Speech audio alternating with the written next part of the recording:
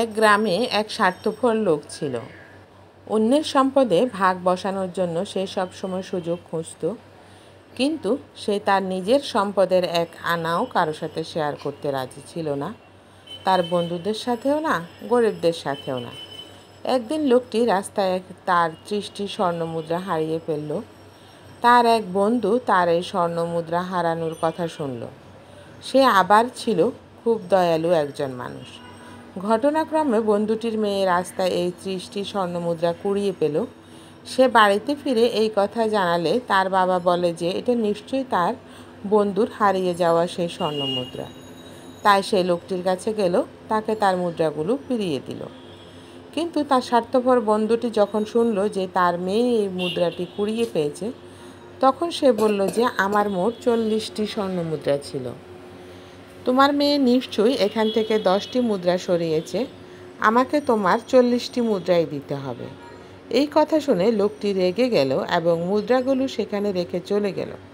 কিন্তু স্বার্থপর বন্ধুটি ছিল নাছোড়বান্দা। সে বিচার নিয়ে আদালতে গেল।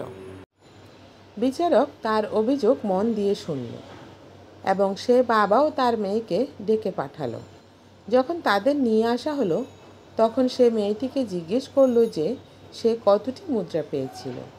মেয়েটি জানালো যে সে 30টি স্বর্ণমুদ্রা পেয়েছিল। বিচারক আবার স্বার্থপর লোকটিকে জিজ্ঞেস করলো যে সে কতটি স্বর্ণমুদ্রা হারিয়েছিল। লোকটি জানালো যে সে মোট 40টি স্বর্ণমুদ্রা হারিয়েছিল।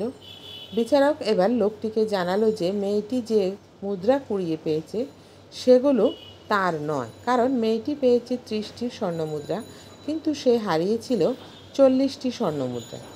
সে মেয়েটিকে এই মুদ্রাগুলো তার সাথে নিয়ে চলে যেতে বলল এবং জানালো যে যদি কেউ জানায় যে 30টি মুদ্রা হারিয়েছে, তবে তাকে আবার ডেকে পাঠাবে। বিচারক লোকটিকেও বলল যে কেউ যদি খবর দেয় যে সে 40টি স্বর্ণমুদ্রা পেয়েছে, তবে তাকে ডেকে পাঠানো হবে।